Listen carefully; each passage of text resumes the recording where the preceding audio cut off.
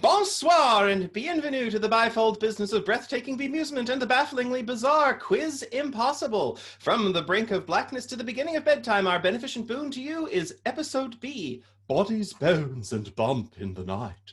Tonight we break the bedimmed barriers on banshees, boggarts, becursed brides, and a bit, well, I think I've thrown away the Star Trek. We don't need Star Trek. We believe it will be a ball. I'm your quiz mistress, Abby St. Brendan. Please bump your bits in benediction for my backup tonight. From Reprobate Spreadsheet, the Bayesian, H.J. Hornbeck. Audio. From Affinity, the Beatific Carol, a.k.a. Voyager. Who left? Are you there? Hello? All right, hypothetical Carol, very good. From Oceanoxia, the buoyant Abe Drayton. Say hello, Abe.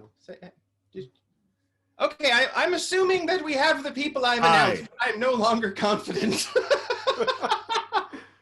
Oh dear. I was unmuted, but then I was muted again for some reason. It was confusing. From Geeky Humanist, the brilliant Dr. Sarah Vaughn. Who was also muted. That's beautiful. This is lovely. Yep, Sarah, you were completely muted. That entire dramatic entrance had no sound whatsoever. It was Honestly, perfect. you people appreciate my drama! Perfectly on brand for us, I think. And of course, from Pharyngula, the bitter and broken down, P.Z. Myers. Oh, so sad. Yeah. Cheer me up today, okay? I'll see what I can do. All right, everyone should be unmuted because you gotta yell out answers. We think Abe's there. Carol has disintegrated. Perhaps she will return to existence later. Hope she was eaten by spiders. PC, did you say Am I you're here not now? supposed to send? There you go. Yes, we can hear you. Okay. Yes, folks, we actually do have Carol, aka Voyager. It's now been confirmed. This is, of course, our Halloween show where we celebrate ghoulies and ghosties and long-leggedy beastie. Oh, look, there comes our own long-leggedy beastie, William Brinkman. Who has two spaces in his name instead of one. Yes, he does. I think that's type. Extra posh today. Okay. Yes. Hello. I've just finished the introductions. But just so everyone knows, from the Bowling Book Brabbler, the bountiful William Brinkman. Thank you. Baller. Question 1. We celebrate ghoulies and ghosties and long-leggedy beasties. Halloween is the spookiest day of the year in the modern North American calendar and has even spawned other related events like the mischievous Devil's Night, October 30th. Traditionally, however, there are even better candidates. When is Witch's Night and who is it named after? A witch, presumably. It's April 30th and it's named after witches. Ooh, that's really close. Not right, but it's really close. Would it be the spring I'll go April solstice? 29th then, piece that off by $1, and say it was invented by the witches of Eastwick. I bid April 31st. Let's see if that works. Anyone else? But there's actually a name. Like there's a April person 12th for April it's named Fool's Day, after. but I don't think that Yeah, I is get that. May 5th and I don't know, Francis B. Witcherly.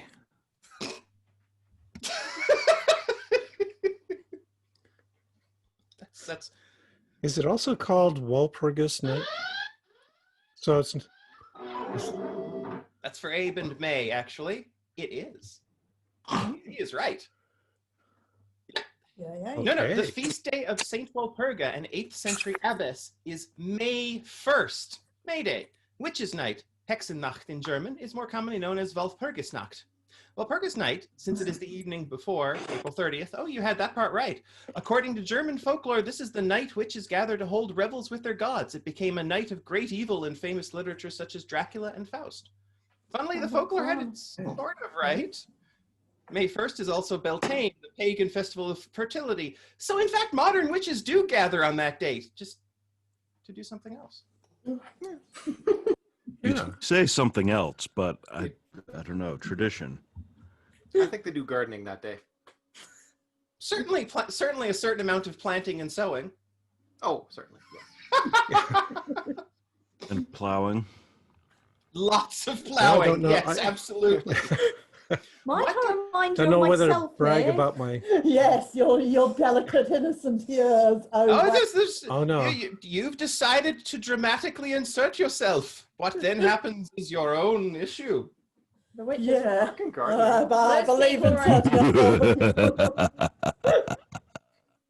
Thank you, Abe. I enjoyed that. What did St. Anthony's fire do to witches? Tickle them.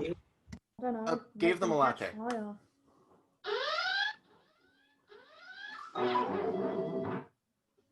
That's where Abe's killed them. Nope. I said tickle. Tickle? Sure.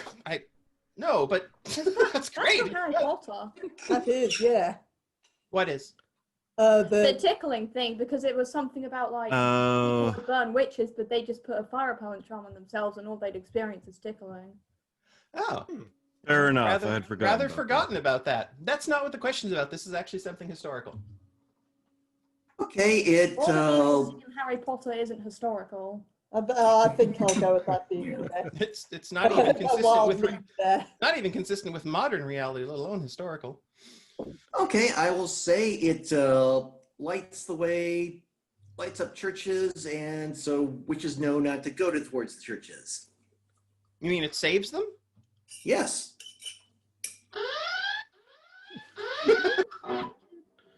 Someone's being muted. I don't know. I'm not muting anybody. No, There is it one. actually it created them, or rather, at least the fear of them. St. Anthony's fire is a fanciful name for ergotoxicosis, a poisoning brought on by ingesting alkaloids produced by fungi in the claviceps family, notably including Claviceps purpurea, which infects grain crops such as rye. Ergot poisoning produces a number of convulsive and psychological symptoms, and some historians, such as Mary Matosian and Linda Caporial, maintain that these symptoms were misinterpreted as bewitchment, leading to witchcraft scares, including the famous Salem witch trials in Massachusetts. So the answer was mushrooms all along. It always is. Mushrooms are terrible, dangerous things. You should avoid them at all times. The entire Mario series is just fungus propaganda. Exactly. Hold on. We just had mushroom gravy over here. Should I be concerned? Yes. Absolutely. You should make Yes. peace with your maker or not if you're an atheist. In all the New Maybe England right colonies. Yeah, make peace. Yes, that's true. Make peace with Dr. Sarah. Accurate. Somebody recently said, all mushrooms are edible, but some are only edible once. Yep. In all the New England colonies, through the trials at Salem, Ipswich, Andover, and all the others, how many people were actually convicted and burned for the crime of witchcraft? 1. 0. Gonna guess 0. 0, exactly, because that otherwise it's a false conviction because there aren't any witches, and if there are, then I want to meet them. They sound like Also, I fun don't think people, anyone yeah. was burned in Always the with U.S. mushrooms and colonies. fancy I rocks. don't think so either. That was only in Europe. Yeah, nobody got burned here. You're absolutely right. Abe and Carol have absolutely nailed it. 0. Burning was exclusively a European phenomenon. While thousands of poor souls are indeed burnt at the stake for the supposed crime of witchcraft, none of them were in the New England colonies, which exclusively used hanging as their method of execution. At And least 2 dozen pressing. people. Well, actually, the rest of what I was saying here was there was only one example of pressing, and that wasn't actually used as a method of execution. Rather, the only state-sanctioned death during the American witch trials that was not a hanging was that of 81-year-old Giles Corey, who was crushed to death by the weight of stones being used to torture him because he refused to plead to the crime. It wasn't the execution. The interrogation just kept going fatally. His last words were "more weight." So, respect. Yeah. Metal AF. Yes. From what I've heard, it's actually pretty awful to get crushed to death because when you're being crushed, a lot of the time you can survive for decently long periods, but when the object is removed is when it becomes more fatal. meaning that it's probably not often the best way to die. I'm going She's to use it creepy. on I like her. It's great. That was the closest thing I've ever had to the real life moment of River Cam suddenly piping up. The human body can be drained of blood in 8 seconds given appropriate, or 8 minutes given appropriate vacuuming. If the Holy Innocents asked you to dance, why would it be a terrible idea to say yes? The Holy Innocents. Do they Yes. step on your feet? No. Is this like I will say that means fairy folk schizophrenia is thing? acting up again, so I should take my medication. That's my answer. No, I it's would not a argue that fey folk because- thing, although I like where you're going with that. It's not right, but I like it. is that Because like the an only invitation way to to- heaven? No. Your eyes The will only melt. way to do it safely would be square Actually, dance, no, I'm no. guessing. Come to think of it, sort of. No, I'm gonna say I'll give it to Abe. Yeah, because it's the kind of dance. A mural in the cemetery of the Church of the Holy Innocents in Paris is the earliest example of the danse macabre, the dance of death, a common motif during the Black Plague of a personified death leading everyone on a last dance to the grave, regardless of their station in life. So maybe to heaven. Rather Were they depends doing- on what came before. Yes. Were they doing the robot though? That's what I want to know. That would be very Go advanced closer to the thinking for monster them. mash. Yes, well, that's the That's church. quite progressive. But on the other hand, if a creature sewn together from corpses wanted to tell stories to your children, why would it be perfectly fine? Well, because it would have some pretty interesting stories to tell. It was made of corpses. And besides, it's a child. Children are more powerful and dangerous than anything else I've ever seen in my life. And that's coming from me. That is way better Yeah. than the real answer. I have to back that Aw. up.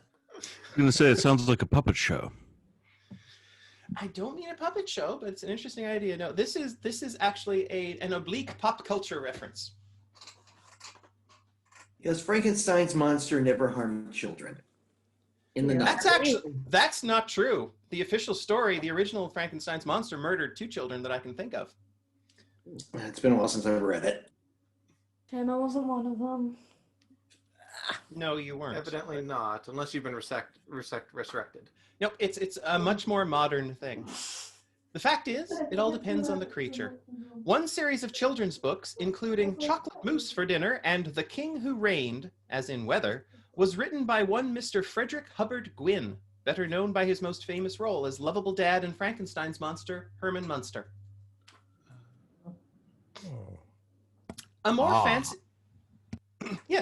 a more fanciful kind of danse macabre was illustrated in the 1929 Walt Disney short, The Skeleton Dance. This short is considered a classic film in animation, but an extraordinary thing happened to it in 1937. What was it?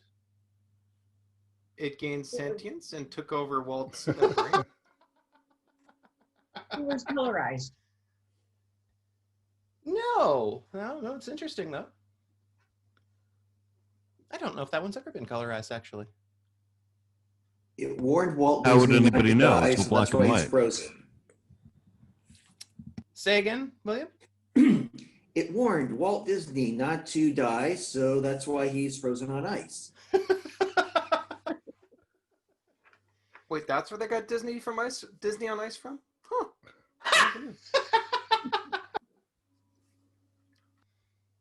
I mean, I did hear a theory that the reason the movie Disney Frozen exists is so if people look that up, they wouldn't get some horrific dead bodies. You're saying the entire purpose for that is hoping that all the conspiracy theorists would let it go? The whole movie is SEO. Yeah. Only I could strangle you through this screen.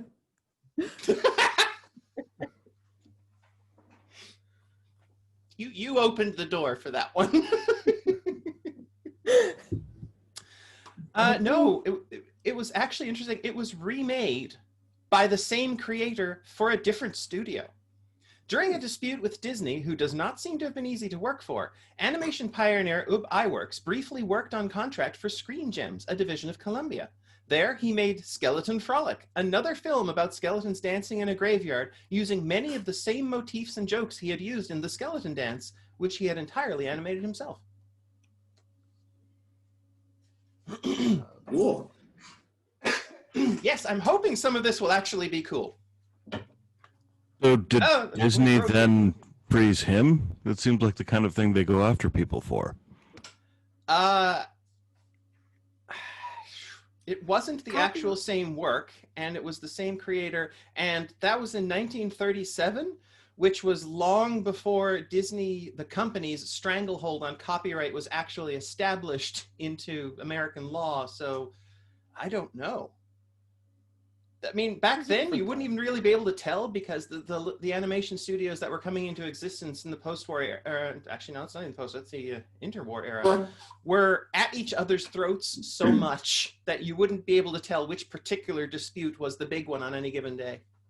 And now they rule the world. All hail the mouse. In Walt we trust. The Skeleton Dance, along with dancer Bill Bojangles Robinson, Sammy Davis Jr., and Cab Calloway and his band, were the major inspirations for the skeletal band in Tim Burton's The Corpse Bride. The lead singer, Mr. Bone Jangles, was voiced by Danny Elfman and told the terrible story of Emily's murder on her wedding night. However, it was something else about The Corpse Bride that's known to give people nightmares. What was that? This is a really cool one. Dug up against your will. Maybe. That's not the one I know of, but given Oingo Boingo, possibly. Okay. So marrying a Google corpse Oingo was Boingo. not enough. Okay. No, there's something about that movie that caused someone to have actual nightmares. It was a child, and the fact of getting married, the prospect of adulthood just sent them spiraling. No, but that's wonderful. You are going to be interesting when you get a bit older. Yes. I look forward to you happening to the world vigorously someday soon. Yes, we all do. I don't think the world does, to be honest. Yeah, the world is fleeing in terror. And you go at it. This is actually really cool. Something about The Corpse Bride, and I'll give you a hint. It was about the production of it. Danny Elfman still.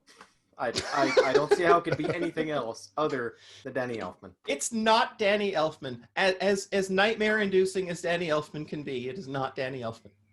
I tried. I don't know anything about it. I don't have any recorded information about nightmares being caused by Danny Elfman. Well, could it be Johnny Depp? Oh, yeah. Yeah, well. I mean, I It don't know It what that resembled was- someone's ex-wife. What was that? It resembled someone's ex-wife, and that gave the person nightmares. Might have. I'm going to just give you the answer because this is actually really interesting. The animation for The Corpse Bride was not CGI.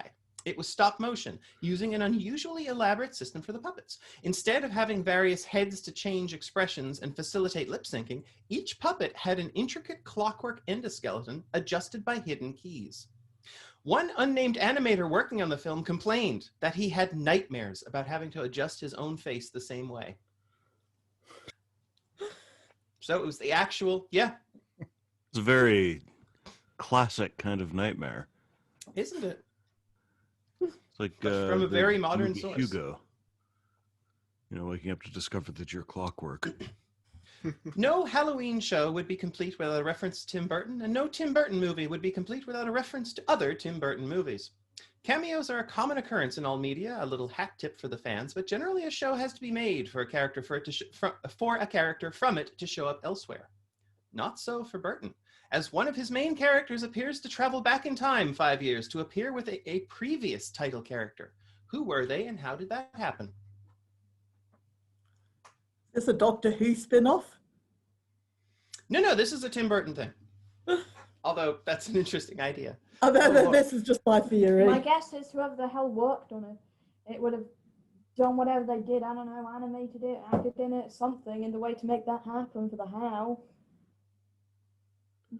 So is That's this coming close to the answer, actually. Dog. Although I'm very much enjoying the idea of a version of Doctor Who as created by Tim Burton. That I would be think great. it is. I think it's the theory that the Tim dog Burton's some sort of appears horror in creator. The Nightmare Before Christmas, The Corpse Bride, and Frankenweenie. Ooh, so close. No, go earlier. That would require me to know more about Tim Burton. Well, Tim yes, Burton. quizzes do tend to involve knowing things. Not Ah, this one. True, not always, not always. I guess Tim Burton was born with a Jack Skellington doll? I mean, that's as far back as I can go. Oh, you're circling around the drain of the right answer. Follow that track a bit. Okay, somewhere between when Tim Burton was born and The Corpse Bride. We're somewhere within that time frame. Good. Narrowed it Well, yes. That's okay. Thank you for narrowing it down to almost all of Tim Burton. down. I do my best. Any other guesses? No? During the carnival scene in Beetlejuice, which was released in 1988, the decoration on top of his carousel hat is Jack Skellington from 1993's The Nightmare Before Christmas. Oh, that was a long time ago. Who feels old? This I seems do. to be impossible, and it has to be a coincidence, except it isn't. That really is Jack, who was a favorite character design of Burton's that he sketched since 1982 and finally got to use as the Pumpkin King in Nightmare. Ooh. I Yep, should makes rewatch sense. that sometime. Yep. What interesting thing did the 4th Earl of Oxford, a real person, do with his castle? Convert it to a sandwich? Haunt it. HJ? No. Hey, we want there. We predicted sandwich. No. Haunted Did Put he- fake spider webs on it for Halloween. it. No. Did he turn it into a haunted house? As a sort of autumn wassailing thing? No. It's an interesting thought. Well, Though. he should have. Yes, he absolutely should have, although I'm not sure if it's physically possible. Why are English contestants so quiet about this? Because they ought to know. They've got insight. You know. Oh yeah, I know about Maybe Hippio I- and what they did with their castles. Did he teleport it to Cambridge or something? No, he was not Professor Reg Chronotis. Great question. He didn't do anything. It was all me wearing a funny hat. Oh. Remove it. Relocate it. No, It's a trick question. He did nothing to it. you're actually the closest, but there was something that happened. Oh. Is this? But how is does that this- close to it? Does Eh? this Earl have a name he's better known by? Not that he's better known by, although his name is Horace Walpole. Oh, that doesn't help at all. It actually does, if you knew who Horace Walpole was. Other Makes than me the think of 4th Earl. Massachusetts, but No, it's English. The answer is he wrote it. Horace Walpole, the 4th Earl of Orford, wrote a book called The Castle of Otranto. The book was a twisted intrigue, part romance, part supernatural, about the succession of the lordship of a fictionalized castle. It was also the very first Gothic novel. Walpole started the literary tradition that led directly to Edgar Allan Poe, Stephen King, and unfortunately, Twilight. All his fault. Speaking of castles, Abe, pay attention to this one. Where would you go to find one with a phantom tongueless woman, a mad earl who shrieks upon the parapets, an immortal vampire living in the walls, a secret chamber where the former lord of the castle plays cards with Satan until Judgment Day, and some extremely famous historical inaccuracies? I don't think we need to Disneyland. worry about where it is. I just think we need to know where it isn't. Yeah, let's avoid it. Wait, You this might sounds be this sounds like my uncomfortably close house. to it. Well, I didn't mention spiders at all. Oh, then it's not my house. Okay. Nope, I mean, no, the you- fact Hammer that you called me Studios. out makes me wonder if it's in I don't know if it's in or near Drayton. In southern No, England, well- but it's not in or near Drayton, the location. well, okay then. And if it was just going to be the woman, I would have picked out well, one of the forts in the Boston Harbor, but they don't have any No? nobility living there, so yeah, I got nothing. Can we get it's it somewhere in Scotland? Disneyland? Yes, Edinburgh it's in Castle. Scotland. It's in Scotland. Oh yeah, I haven't left the house in months. So it's It not doesn't in or matter what near country Drayton I'm the in. place, as far as I know, but it's not that far from Drayton the guy who is doing this quiz. So wild guess, Edinburgh Castle. No, it's not No. Edinburgh. Okay. Scotland Castle?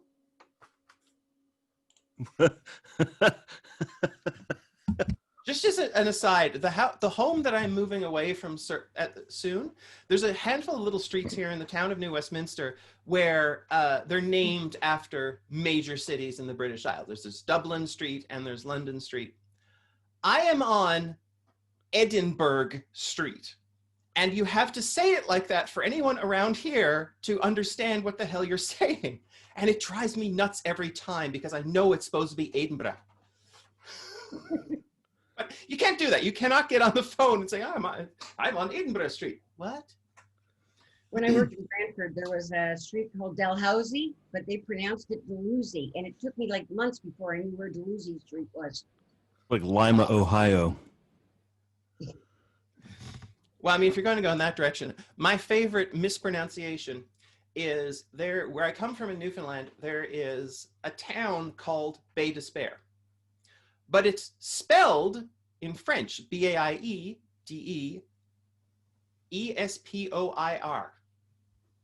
The name in Sure. French was originally actually Bay of Hope.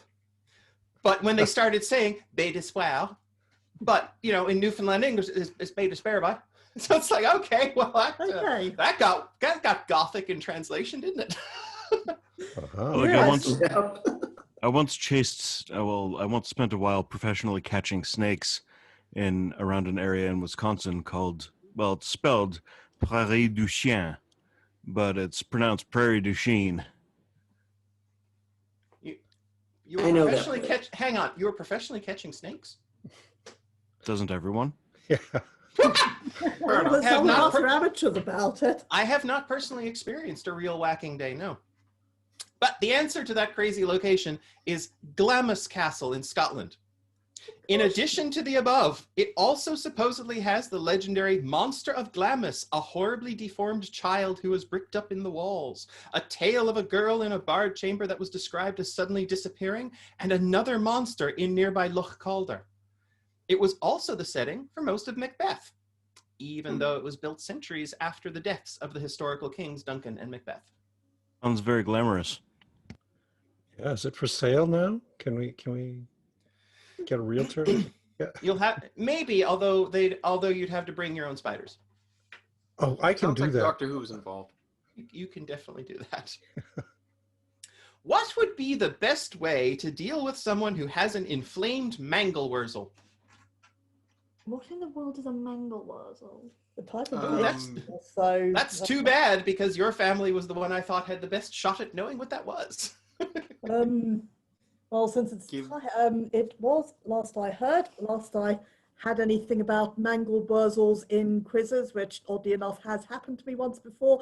It was a vegetable, so yeah, Yes. sounds like a gardening question. It is a vegetable, yes. Oh, well then cook There we it. go. So Thank you. inflamed as in on fire, because if it's on fire, given, I don't know, water. Oh no, I fire do mean on fire. I don't know what to do about something that's on fire, alright? I'm not a fire extinguisher, a fire. Would this person. be It like could be, it's just a lamp? matter of aim. Could this be like, I don't know, a precursor to a jack-o'-lantern sort of thing? Yes! Not the Ah. precursor, the originator. You got it. What would be the best way to deal with someone who has an inflamed mangelwurzel? You give them a treat and compliment their costume. A mangelwurzel is a kind of beet. If one is inflamed, lit up, it's probably because someone has carved a face on and stuck a candle inside. Turnips and mangelwurzels were the vegetables traditionally carved into jack-o'-lanterns, and according to historian Robert Hutton, were carried by geysers on Samhain, October 31st, as they went from door to door for treats. The use of a pumpkin or gourd for this purpose and the phrase trick or treat were imported later from North America. Nope. Wow. Yeah, that was it. Nailed it. That's what it was. It was the first and more traditional jack-o'-lanterns. And I don't know if you've ever looked up a beet or turnip jack-o'-lantern, but I They have. look and freaky. they are I have seen them before, terrifying. I do believe. They're terrifying. The pumpkins are all goofy, but these things, they look like they could eat your mother. Like, absolutely. Help! I'll eat my mother right here. Watch me. Oh, hey. Don't give her ideas. Save the cannibalism for episode C. Yes. What if someone gave you a string of pearls made of paper? Then it's not a string of pearls, it's a string of paper. Make your mind up. Is it a string of pearls and paper? Okay. Oh, the face of Brinkman. Yes, done eating. Let's see. You would have a This sounds like string a of curse. spitballs.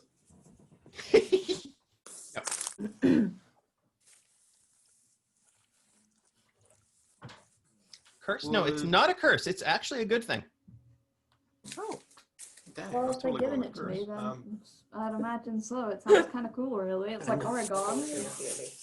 This is I'd another. sell it to someone telling it was real pearls. Get some nice cash for it.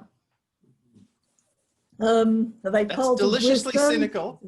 What was that? Oh boy. Are they pearls of wisdom, or is this meant to be like paper models of Michael and Debbie Pearl? I perish the thought. I don't know what that is, but that's amazing. Believe me, it's the most horrifying thing that's been mentioned on here so far tonight. The murderous child rearers. Anyway, sorry, I shall.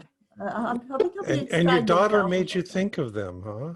Immediately after offering to eat her. It's an interesting family dynamic they've got going there. Yeah. Yeah, they might have a point. No, but this is a bit of English literary history. Ooh. I Got keep some- Well, that going. I narrows keep it going down. into literary and pop culture stuff. That's the only safe way to stump scientists.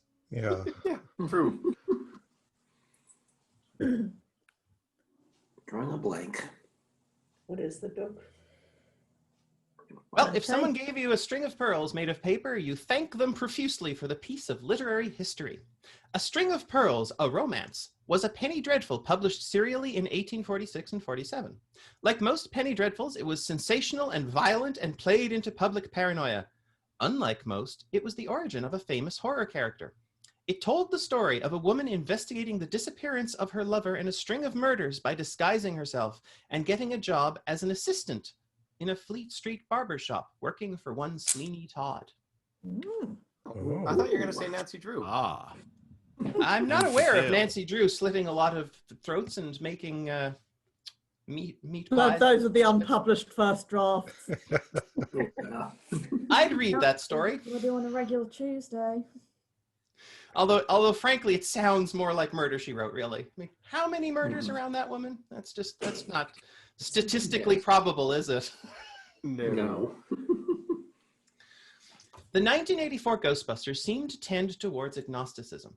Egon would probably be an atheist if that wasn't a hard position to take once you have personally met a god and shot it in the face with an accelerated proton beam. Why, then, did the Busters metallurgist bring up a prayer that runs, saying Amen, blessing and glory and wisdom and thanksgiving, and honor and power and might be unto our God forever and ever. Amen. I don't know, I felt bad. They had a metallurgist? No. What? Oh, yes, they definitely had a metallurgist. By the way, that's where he felt bad. I wanted to make sure to cover all the bases in case there is a god. So you're saying because he was a devout Christian? No, because he was an agnostic. Yeah, he just wanted to be safe. I commend my soul to any god Although, that might be sort of. listening. Yeah, well, that could be asking for trouble once you know about a few gods. You don't say that one after you've, for example, written a bit of Aztec mythology, or read a bit of, not written. Yes, let's all go and write some new mythologies and impose them. It'll be the ultimate form of colonialism. No, once you've read a bit of Aztec mythology, you never say, I commend my soul to any god who might be listening. They're like, Right. Yep. Okay, he was in the waiting room. There's nothing else to read, so.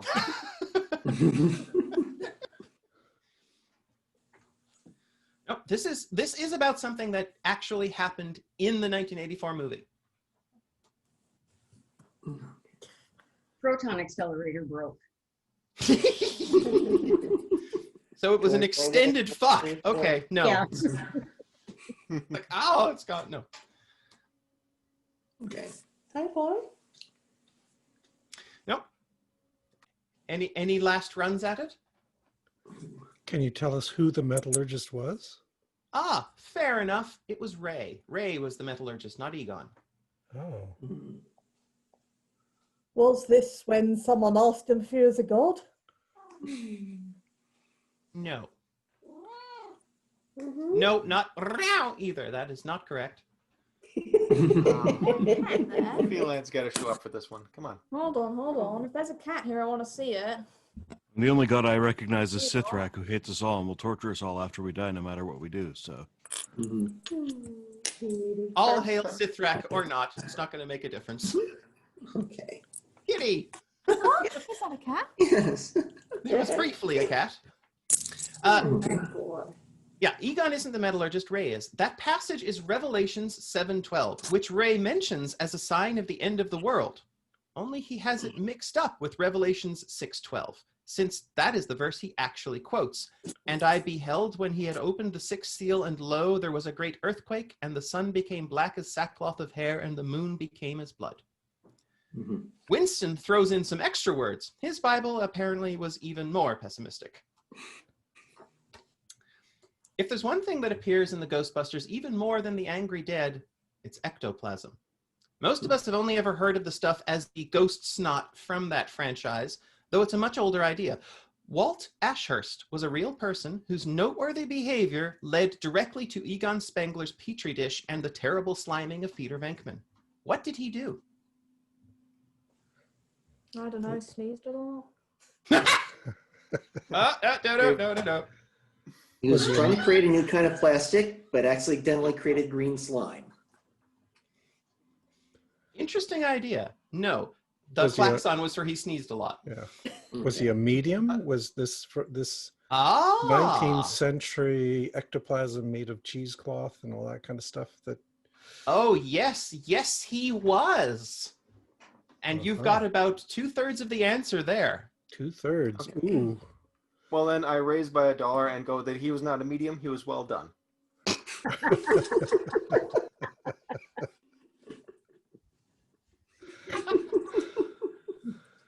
Okay, take away his points. Yeah. If I was actually calculating them, that would cause him to add points because that was funny.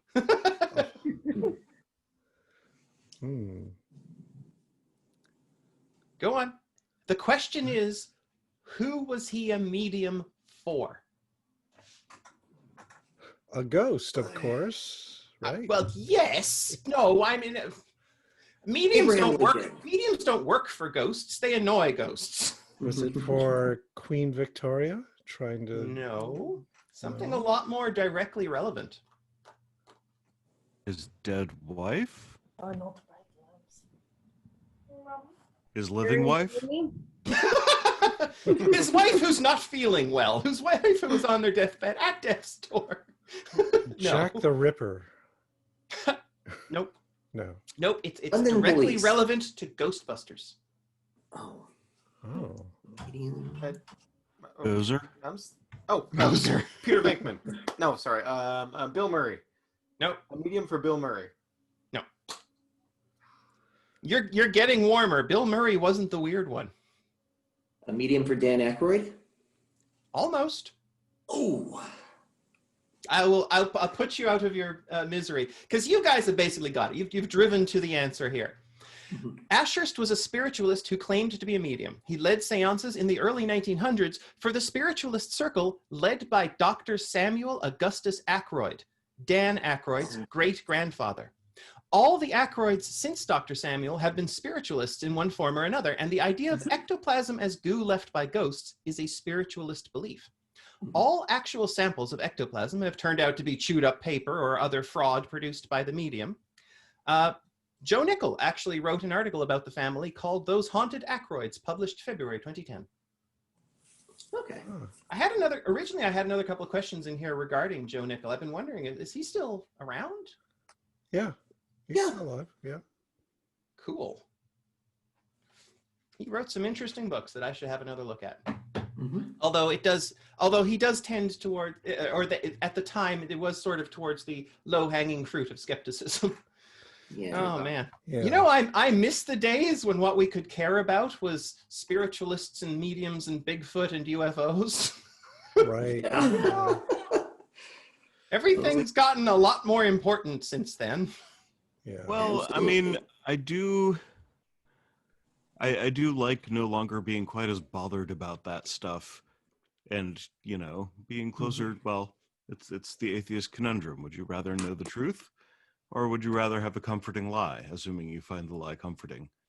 And it was a comforting lie that those were the worst things that we had to deal with.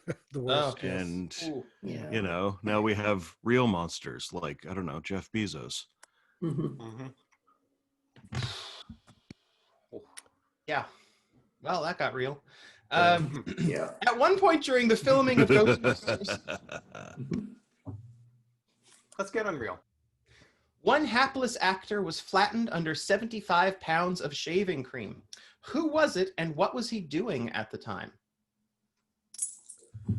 Oh, I know the guy. He's That's an cool. actor who often plays like a villain or a bad guy. And this is sort of the big comeuppance scene where he just gets doused in a bunch of hot marshmallow, which is actually just shaving cream. Wasn't it? It was the mean, the guy William the guy Atherton? who may or may not have a very small penis. Is that Uh, William? oh, I got it wrong. Damn. That's I for guess- both of you, actually. In fact, strictly speaking, for H.J. first, because he was not saying the name William Atherton playing Walter Peck, but that's Oh. who he meant. That's what I was about to say. Darn it. Okay. Okay. No, that's not it. Oh, but that's not it. Oh, it wasn't. No, William. that's hence the klaxon. That's the not it. That's the Oh. trap we have set. We expected you to answer that way, and it's wrong. Okay. I must say it's a very nice trap. Mhm. The mayor? Oh. No.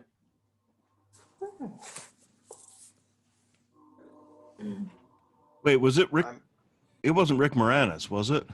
No, Okay, didn't think so, but they didn't actually drop it on him. He was just sort of peeled out of the statue, coated in it. right, I remember now. Okay.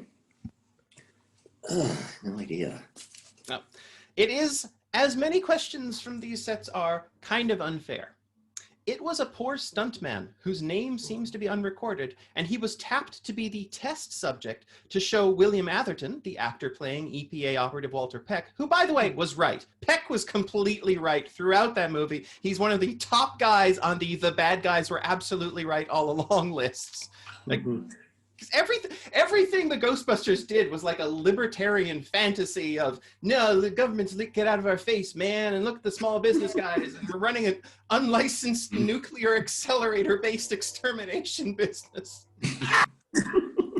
But what actually happened was they were trying to show William Atherton that having that much shaving cream dropped on him would be no big deal.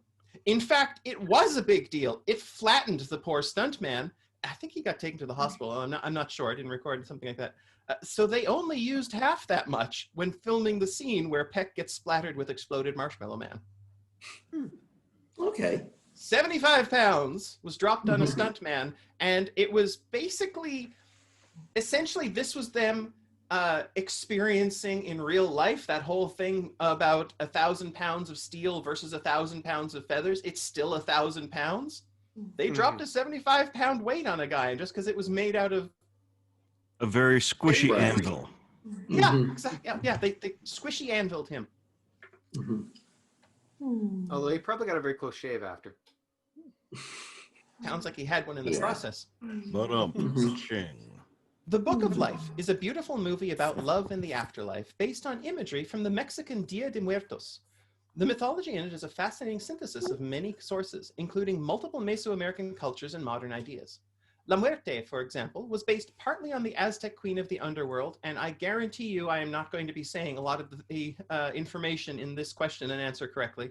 The Aztec queen of the underworld, Mictezihuatl, and partly on the early 20th century iconic etching La Calavera Catrina, the elegant skull, depicting a female skeleton in fancy noble clothes.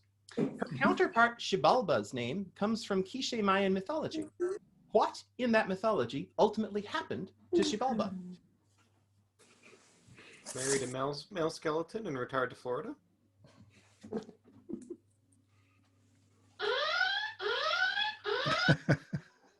Okay, far off. I like that. Not got married, no. That was predicted. Thrown off a mountain. What was that? Thrown off a mountain. Thrown off a mountain? No. That sounds so fun, though. Depends what happens when you reach the bottom, I suppose. True. Or what's at the bottom, Yeah. too.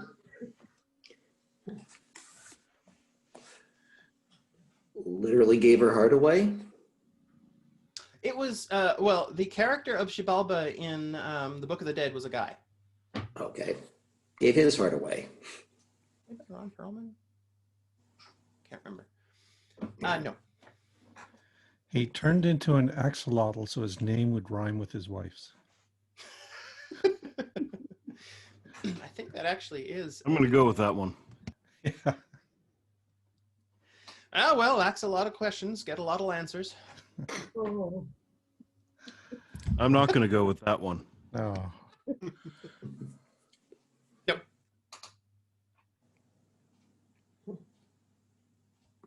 It's much stranger than that. I'll give you a hint. In the source material, Xibalba was not a person. Was she a Spider. spider? Not a she. No. He. Was he a spider? Not a he. I just said not a person. Oh, Was it? Spiders can have genders. That's Xibalba was a chair that got married and moved to Florida. no, but that's the closest answer so far. A tree? Nope. Not a tree. It says Babalba, so it's got to be a ball of some sort. Logic. Incorrect logic, but delightful logic nonetheless. I don't know. Worm god? Worm god. According to the Quichean Book of the People, Xibalba was a place, not a person, an underworld realm of the dead. The lords of Xibalba were mean-spirited tricksters and were themselves defeated with trickery by the heroic twin brothers, bear with me, Hunapu and Xbalanque, who punished Xibalba with the loss of its greatness and a prohibition on ever again receiving sacrifices from the surface. Okay, that sounds like moving to Florida, quite frankly. Yes, well, I suppose from a real estate standpoint, Florida is like being tied down and, you know, with locked somewhere with the water slowly coming in. Mm-hmm. Damn, I And, made you it real know, again. Alligators. Movies and modern media give us a lot of memorable villains, too. Jason Voorhees and Freddy Krueger, for example, are iconic and lasting images despite being, well, this said less than 40 years old. Yeah, just barely now, less than 40 years old. Out of the recent monsters since 1980, one is noticeably deadlier than the others. Who is it?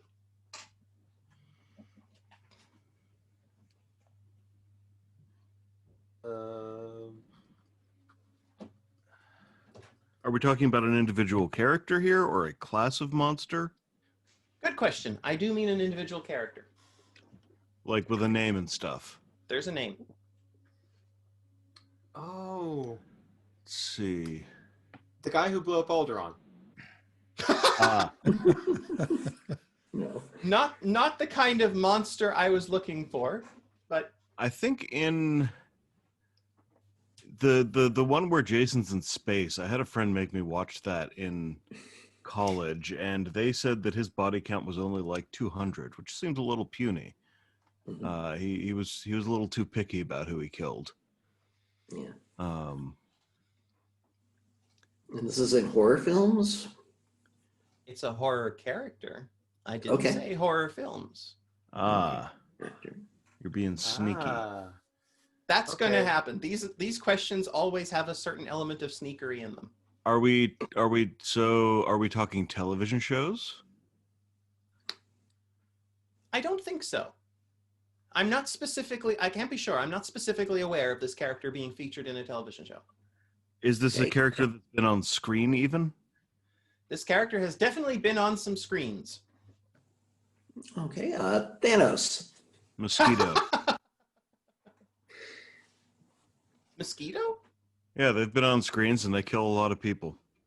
Oh, that's beautiful. That might even be a slightly better answer. But no, I actually do mean a horror character that is well known. Yeah. Widely known. But that's great. Yes, that's wonderful. Mosquitoes have definitely been on some screens and are way deadlier than anything I was going to talk about. Okay. If I was keeping score right now, that would be many interesting points. I love that these questions eventually make people twistedly sideways in their thinking.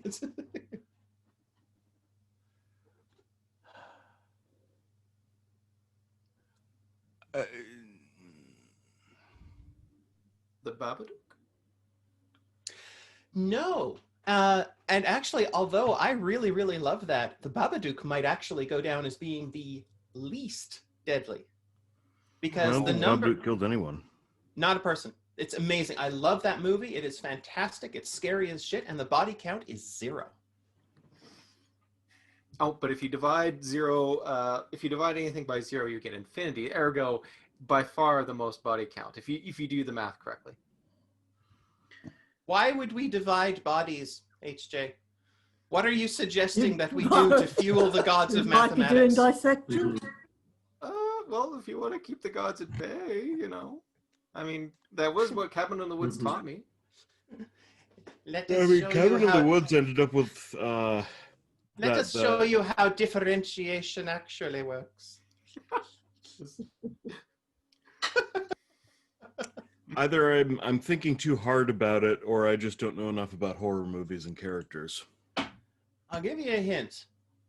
This is a lot more modern than the 80s. I mean, The the main Mummy. character of Cabin in the Woods, by her efforts to survive, does kill all of humanity. True, which is less than Thanos. That's an interesting point. Not what I mean, though. What was that, William? Oh, I was thinking the Tom Cruise version of The Mummy. Well, that's terrifying, but no. Okay. But just anything with Tom Cruise in it is terrifying. Yes, I agree. He's a good runner, though. You got to give Nope. him that. The answer is Slender Man. Out of the modern monsters, Oh. he appears to be the only one capable of causing injuries and terror in reality. There are at least 3 recorded cases of an attempted murder where the perpetrator or someone close to her claimed the motive was to appease or otherwise involved with Slender Man. Yes, Okay. her. Every single one was committed by a girl aged 14 or younger. So there we go. Slender Man appears to be the only horror monster icon capable of corrupting people and causing murder in reality. I mean, outside of religions. Yeah, really. That's Yeah. that's redefining what I meant. Well, I did say horror. Yeah. I did say horror fiction, so it's Mhm. not intended to be horror fiction. There's people who find comfort in those things. Oh, that's Yeah. Well, and I terrifying, mean, too. you could make an argument that under certain circumstances, the Slender Man arrangement mythos could become something of a religion in time. I think it kind of already did, just not a very popular one. Well, a very small one, and Mhm. did involve one attempt by a very deranged couple individuals at human sacrifice. Yeah. So I'm worried for Sarah. Jeez. I have nothing interesting to add here. hopefully you will for this one. Because, speaking of murder, one of the world's most famous board games is about nothing but that.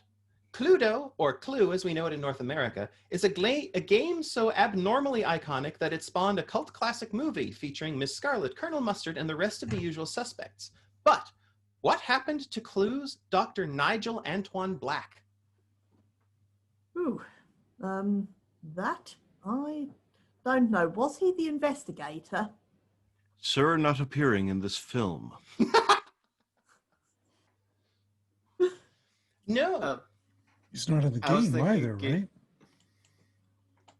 Well, now, That depends which game you mean. Is he in Oh. Cluedo? Appeared in the Is it movie? not Clue? Yes, he's in Cluedo, but not Clue. Corpse. Actually, yes, but there's more than that. Right, sorry, I did not hear Carol's answer, so. She, Oh, I- she's, Go I ahead. said, was he a corpse? and I said, yes, although there's more to it than that. Was he the one who turned out not to be dead after they thought he was dead and then was killed again, which is almost everything I remember about the movie? This question is not about the movie. Ah. Is it about Jack Black then? Since he seems to be related to this black character. No. Oh, dang. Is that So- like the name of the first person killed in Cluedo? Oh. Very almost. Very Was this almost. the predecessor to Mr. Body? Yes! Yes, that is actually exactly correct. And Sarah's gone. Why have you... Oh, my Hello. daughter is trying to obscure the camera. she's succeeding and it's irritating. Playing peekaboo. Yeah, it's irritating me, all right. Yes, that's actually correct. In the original English design, there were 10 archetypical characters and the victim was drawn at random before each game. By the time Cluedo was actually published in 1949, it's that old, Dr. Black had been relegated to permanent victim status. When the game was regionalized for North America, several changes were made, such as Reverend Green being defrocked to become just Mr. Green. Dr. Black was removed entirely to be replaced with the victim character of Mr. Body, a move which suggests a dim view of the American audience on the part of localizers. I can't think why. In short, Dr. Black was killed by the marketing department over the Atlantic Ocean with a severe case of cynicism. Okay. No, I'm afraid that my wife would not forgive me if I did not add my own question in here. But I'm afraid it's very important and I think relevant to today. What in the movie was a red herring? Which movie? Clue. Oh. In the movie? The Okay. fish used as the murder weapon? Something in the movie was a red herring. What was it? So, Was that the Actual name red of the- herring. Was that the name of the policeman who came to investigate? the entire plot, because it had 3 different endings and none of them was declared official? Clearly, y'all haven't been reading my blog enough. Communism was the red herring. Oh. What? Because a central plot of the movie was that everybody was being accused of being communist spies. And some people, I think, were, because it took place during the Cold War. Oh. Okay. During the ending reveal, Tim Curry's, I think every single character who turned out to be the murderer said communism was just a red herring. Oh, okay. I thought it was a red scare, but different folks, different strokes, I guess. Mhm. I mean, get that pickled herring stuff from Norway, and it's pretty scary. Do you mean the fermented herring? Because pickled herring Yeah, is pretty that's the nice one. and pleasant and Sturströmming vaguely or sweet, whatever it's slightly called. oniony and tasty. Yeah, that's Yeah, it's different. fermented herring. That's when the herring has gone past red and into black. The mid-90s stop-motion cartoon series Bump in the Night gave us strange characters such as the toilet-dwelling neat freak Squishington and the warty green sock-munching Mr. Bumpy. Bumpy was the title character, the monster that lived under a little boy's bed. But what was he before he was those things? Harry Potter? What? No. Living under I stairs. never even heard of this show. I'm not A Teen surprised. with It Pimples. is a kids' pseudo-horror stop-motion cartoon thing Okay. from the 90s. Former teenager with pimples. Nope. It has to do with why he's called Mr. Bumpy. This little He was a green frog, Morty the monster. He's actually like if scaled to the real world, he's only about this tall. Wait. Suddenly I'm thinking of genital warts. Is this? No, that's just a thing that happens to you from time to time. Oh, okay. Fair enough. No, it's not genital warts. I cannot be certain it hasn't happened, but I'm not aware of any children's cartoons starring a genital wart-based character. You did not watch our sex education films in secondary school then. No, but now I want to. You really don't. Well, I don't really care anymore. I have a cat. Nope, he was a bumper, a TV bumper. Mr. Bumpy, Squishington, Molly, Coddle, and other characters from that series appeared in bumpers on ABC for a year before they had a show of their own, where a bumper is one of those short video clips saying things like, "After these messages, we'll be right back."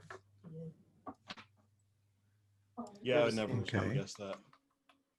They're creepy, kooky, mysterious, spooky, and a variety of other adjectives. The Addams family is probably the most beloved clan of jovial creeps in North America. Much as how Bugs Bunny got his name from being Bugs Hardaway's bunny, the Addamses took their name from being cartoonist Charles Addams's family. They were not the only monster family he illustrated. There was another in a magazine serial that was first anthologized in 2001, 13 years after his death. Who were they? The monsters. No, in fact, that's going to be a klaxon on you.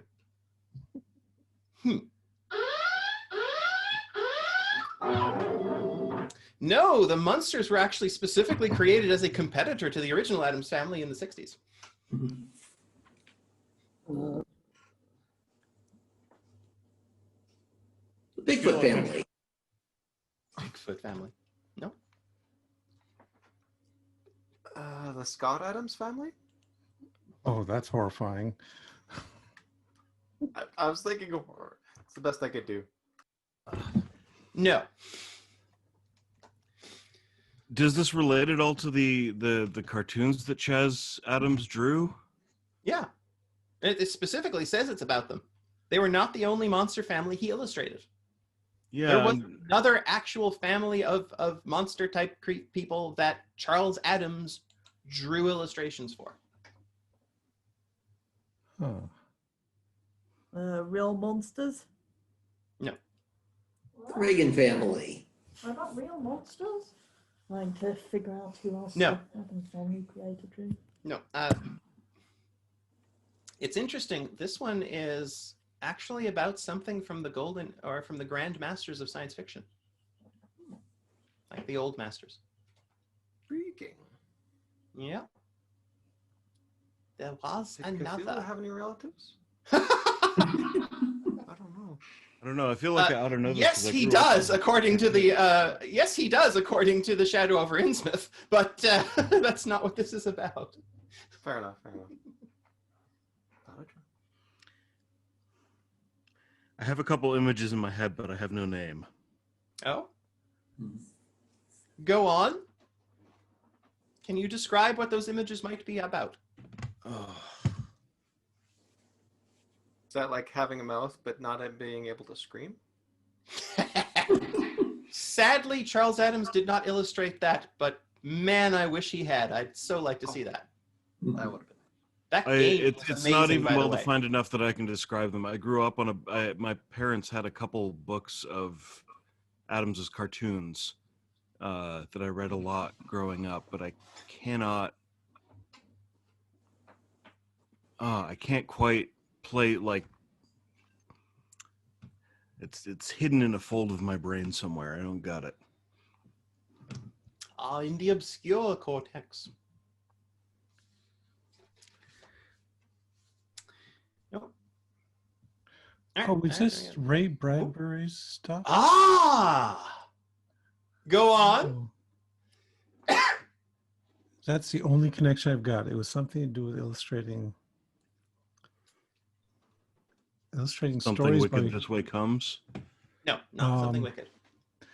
No, there was a family of vampires in the Midwest. There you go. I'll give it to you. Yes, that's it. 2001's From the Dust Returned was an anthology of short stories, the first of which appeared in Mademoiselle magazine, of all places, written about a family of not quite human characters called the Elliots by science fiction master Ray Bradbury. Adams had illustrated the first story and was going to work with Bradbury to illustrate a whole series of Elliot family stories, but sadly that project never came to be. Yeah. Yes, it was Bradbury. Yeah, I remember. Okay. Uncle Einar was one of them, wasn't it? And that's about all I remember. Do you know, I don't know. I've never seen these. I'd really like to. Oh. Hmm. Yeah, I've read the stories, and I think I saw something by Adams, but no, I didn't quite connect them. So, but they're very much Charles Adams styles of stories. So, Yep, that was it. Why was Uncle Fester interested in child labor laws? Looking to adopt? This is really interesting. This is actually an interesting piece of American legal history. oh, It must be terrifying then. Something about family businesses.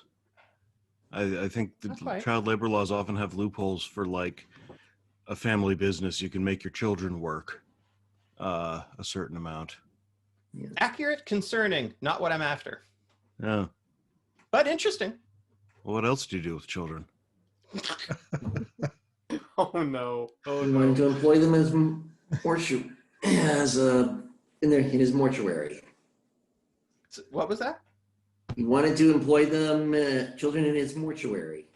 No. Think about the original Addams Family TV show. That's what I'm interested in here. Why was Uncle Fester interested in child labor laws? Not, I'll even give you this much of a hint. I don't mean about something that happened in the show. Okay. Was it to do Was with this- the actors in the show? How long Wednesday and Pugsy were allowed to work or something. It had to do with the actors in the show, but not Wednesday and Pugsley. Cousin It. He was a child.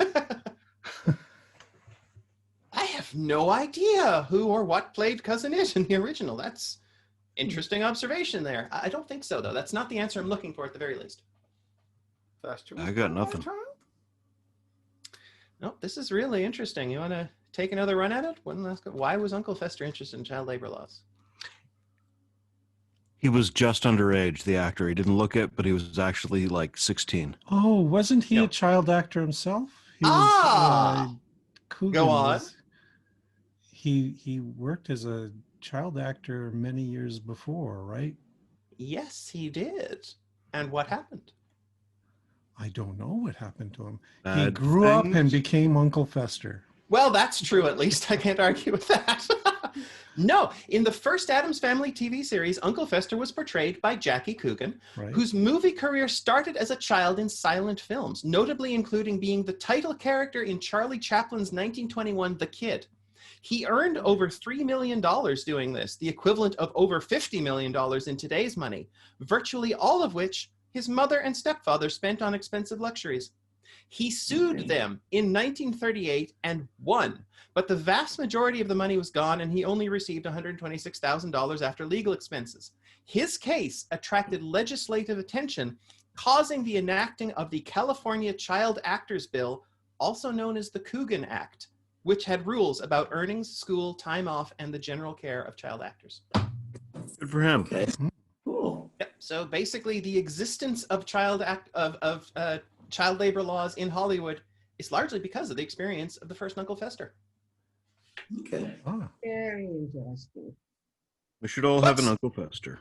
But speaking of the children, in their various incarnations, Pugsley and Wednesday Addams made plenty of creatures scream, including each other. But why would they rather the sheep didn't? Why would they rather the sheep didn't scream? Yes. Something, Silence of the Lambs? Ooh. Yeah, I'll say yes. It is something silence of something silence of the lambs. Yes. Yeah, there have been multiple Addams Family cartoon series. For the first one in 1973 to 75, Jackie Coogan and Ted Cassidy reprised their live roles as Fester and Lurch. Pugsley, on the other hand, was voiced by Jodie Foster. Silence of the Lambs is Clarice Starling. And the title of that story was actually taken from the recurring nightmare, something, Silence of the Lambs. Yes, exactly. Okay.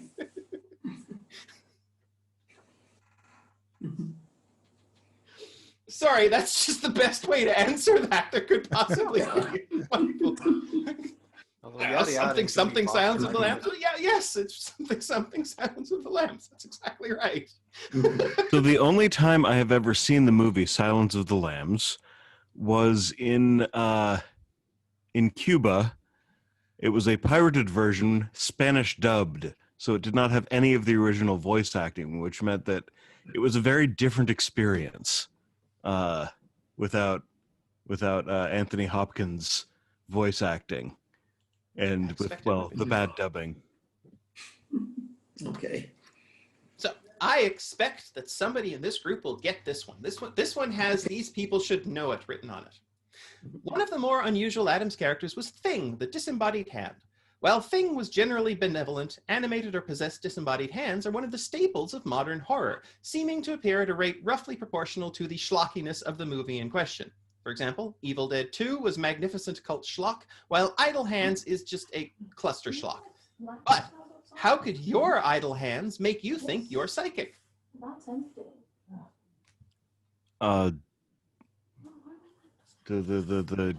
What's it called? The Ouija board. ideomotor effect. There we go. Yes, I figured. This is the sort of thing I expect skeptics to be well familiar with. Yes, the ideomotor effect is an unconscious, often barely perceptible motion of your muscles resulting from an expectation or idea you have firmly in mind.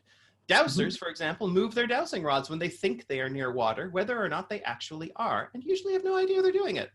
The Ouija board works the same way, and both devices are designed so that a very slight effect multiplies quickly into a large one from the weight of the rod or from the combined touch of a group of concentrating people. Yes, that's exactly what it is. What would make a vampire bounce? Oh, rubber glue.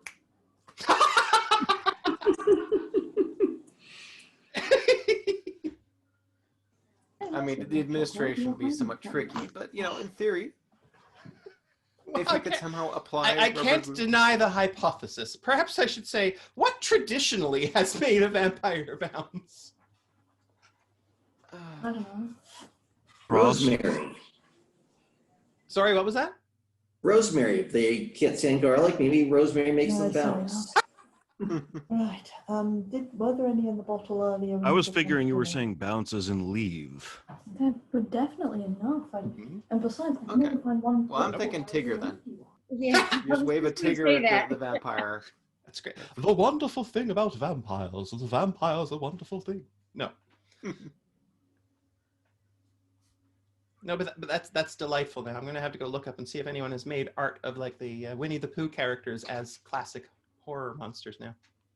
Tigger is vaguely cross-like, you know.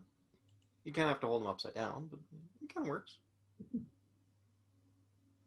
How about children? What was that? I said, how about children? Oh, that's interesting. No, but interesting. Think cultural differences. Oh, aren't Asian vampires hopping? They hop everywhere. There you go. Yeah, being Oh. Chinese. According to Chinese folklore, the Jiangshi was a vampiric creature whose limbs were so stiff that it could only move by hopping about. This archetype spread to a number of other Asian cultures and from Japan, appeared in a number of video games. In fact, the character Xianko from Darkstalkers is a Jiangshi, creating the rare opportunity for anyone to play as a bouncy vampire. Yeah, I wasn't going to get that. What? Up from a bouncy castle. What do an army of incarcerated zombies and furry fan fiction have in common? Oh boy. Good answer. Oh, okay. 50 Shades of Grey. Yeah. 50 Shades of Grey started out as Twilight fan fiction. It did. which is horrible, but not what I'm after, and not furry. Okay. Yeah, I mean, Yeah. I just watched Lindsay Ellis's videos on the Omegaverse, which are Oh boy! Oh, Wow. Yeah, that was something. yeah. Not what I'm getting at, though. But although now, yeah, maybe I need to add more answers to this one after that. But no, that's not what I'm after. Furry fan fiction and incarcerated zombies. Yes. Maybe that's what the zombies do in their spare time. You know, given that they're kind of lacking of fur, they would certainly be fantasizing about fur. So, you know, it kind of fits. This is an interesting theory. Yeah. I'm nothing if not interesting theory. I feel like I don't know enough about either genre. This is actually a question that hinges not on a genre, but on a specific bit of internet oddness that emerged in 2009. Oh, that was long before my time. Goodness, mean- yeah, jeez. A historian. 2009, I was snake hunting. I Were you wasn't snake paying hunting much for attention to the zombies? internet. No. No just zombie murder snakes?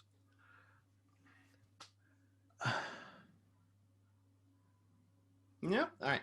I mean, Rule 34, but that's probably not what you're looking for. It's not what I'm looking for, but you are now headed in the right direction.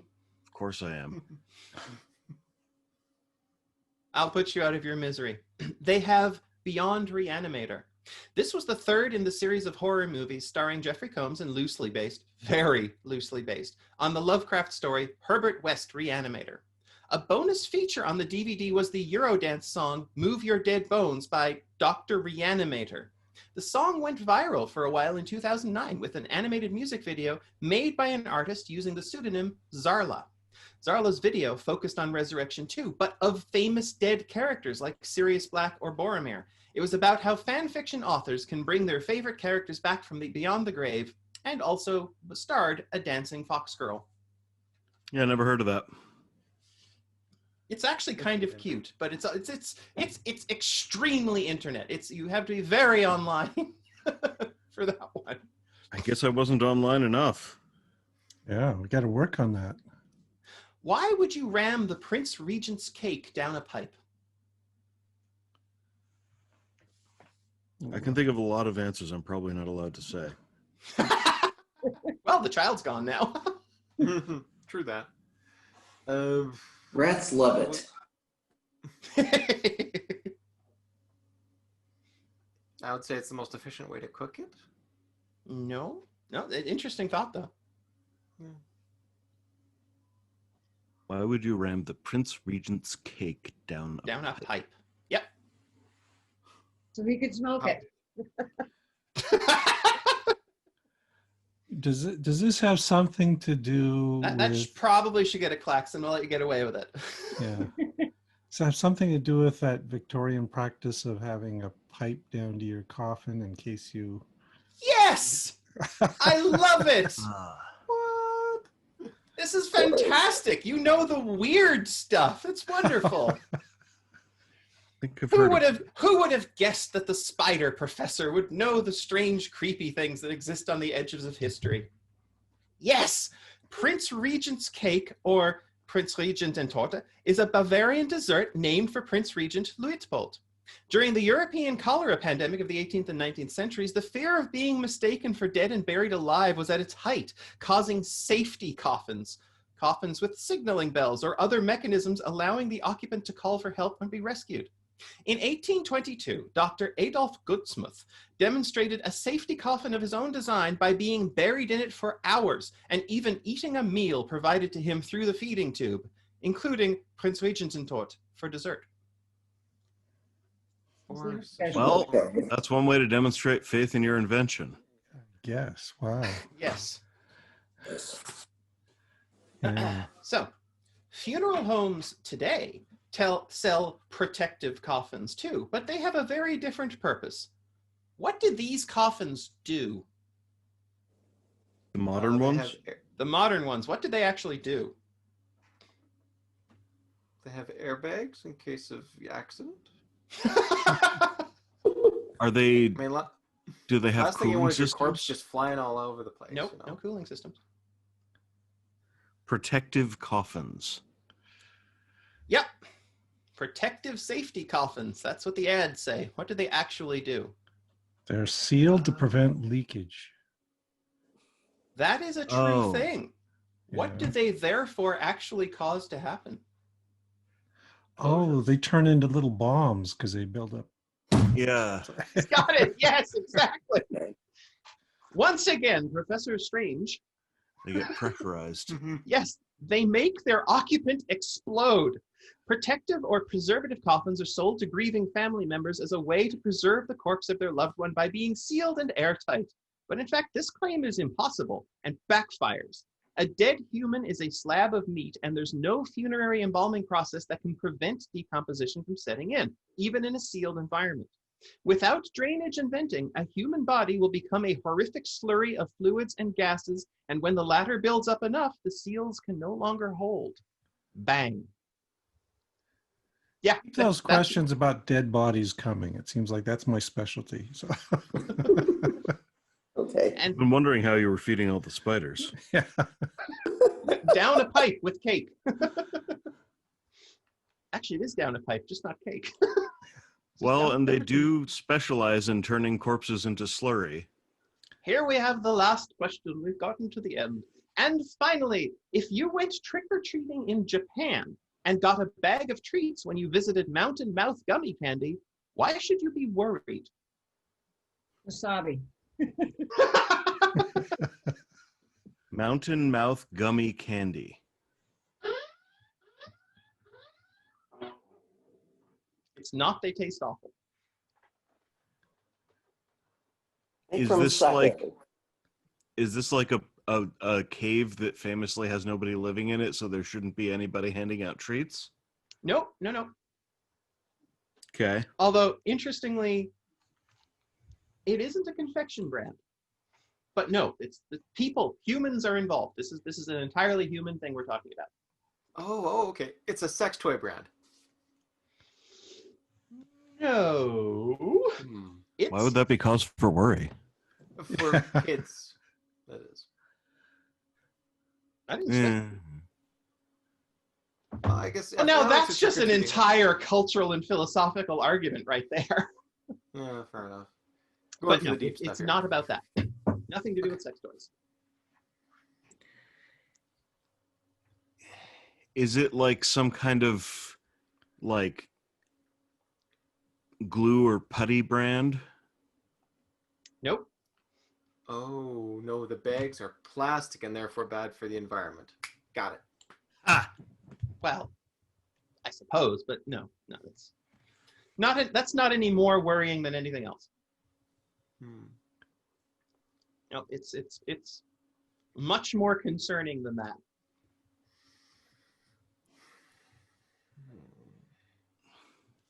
The bags are made of fire? they're made out it's not confectionery. No, it is. If Oh. this took place, you would actually be receiving a bag of candy from a human. That would truly happen in this scenario. Is it a funeral home? No. And it's not associated with that forest where people go to commit suicide. Oof. No, to my knowledge, it's not. Okay. So this is not a candy full of dead people scenario. No. It should be perfectly normal candy itself. Well, I guess I'll cancel those flight tickets then. What is candied about them, though? I mean, is this candied parasites or something? Nope, normal. We are talking about normal candy. If you got a bag of normal treats when you visited Mountain Mouth Gummy Candy, why should you be worried? Oh, because they give you too much candy and they deliver it via catapult? No, although I wish. They're Should you be worried fending off for the squid god. No. All right. Well, when I hear Mountain Mouth, I'm now thinking maybe volcano. No. No. Nope. It's much more twisted than that. Shall I put everyone out of their misery? Apparently. Yes. Yeah. Mountain Mouth Gummy Candy isn't a confection brand. Rather, it's one possible, if unlikely, translation into English of Yamaguchi Gumi, the name of Japan's largest crime family. The Yakuza are known for extravagant public acts of generosity and indeed embrace the Western tradition of Halloween faster than the general population. On Halloween, the doors of the Yamaguchi-gumi head office are flung wide open, and the Yakuza members hand out big bags of treats to any elementary school-aged child who wants one. Should be worried, because it came from organized crime. Ah. One free gun with each package. Nice. So, today we have learned the most murderous media monster is Slender Man. The prince's cake being rammed down a pipe means someone buried a doctor, and you really shouldn't dance with the holy innocents in the pale moonlight, no matter how bright your mango wurzel is. And that brings our baffling broadcast to the break at the bottom of its budgeted basis. I beg the boon of a big bucket of applause for my buddies, which we'll have to provide for ourselves. You've all done very well. Well, thank you.